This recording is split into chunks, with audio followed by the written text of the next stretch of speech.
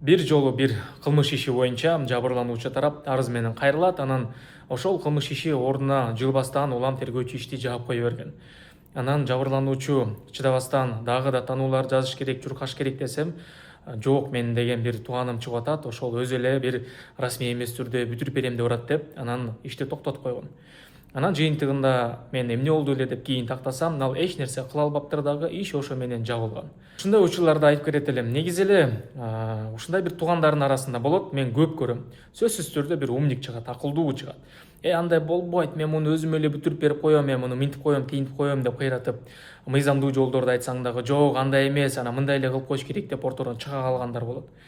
Ошондойлор негизи көйгөй жаратат, этият болушуңуз керек. Аларды угуп бергенде иш ордунан жылбайт. Ошондуктан юристиңиз, адвокатыңыз кандай кылыш керек деп жатса, сөзсүз түрдө өзүңүз дагы анализ жүргүзүп, анан бир таанышыңызга, тууганыңызга эле алданып, ошонун сөзү менен бир расмий эмес иштерди кылгандан көрө, мыйзамдуу түрдө ошол юристиңизди, адвокатыңызды угуп, анан ишти алып барыңыз. Анткени ошол көп учурларда мен кыйрат берем деген туугандар эч нерсе кылбай коет.